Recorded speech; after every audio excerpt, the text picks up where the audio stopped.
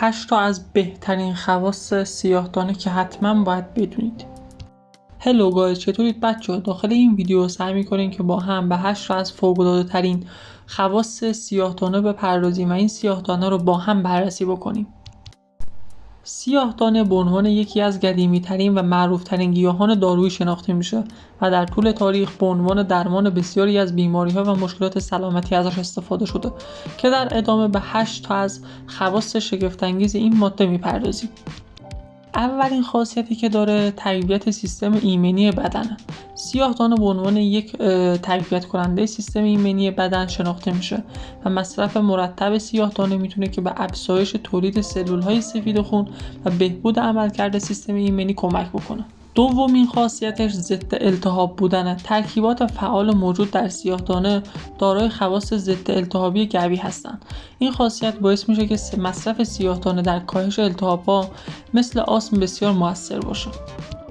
میرسیم به گزینه سوم، حفظ سلامت قلب. بر اساس مطالعات صورت گرفته و بر اساس مقاله هایی که توی همین زمینه نوشته شده، سیاه‌دانه میتونه که به حفظ سلامت قلب و عروق کمک بکنه.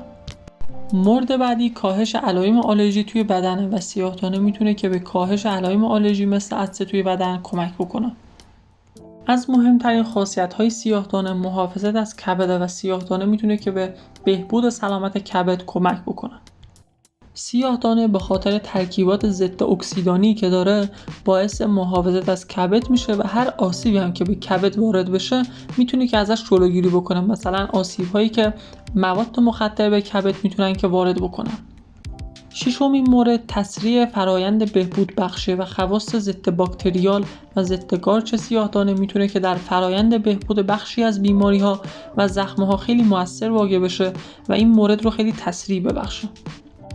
مورد هفتم سلامت پوسته و سیاه‌دانه میتونه که برای حفظ سلامت پوست خیلی مفید باشه و مورد آخر تقویت حافظه و کاهش خستگی ذهن.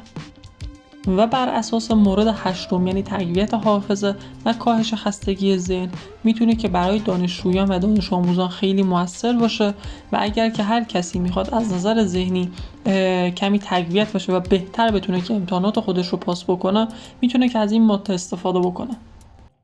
خیلی ممنون که تا انتهای ویدیو با من همراه بودی. اگر که هر نظری در رابطه با سیاه‌دانه داری به من داخل کامنت ها بنویس تا من اون رو ببینم و همچنین کانالم رو ساب بکن و این ویدیو رو برای دوستات شیر کن.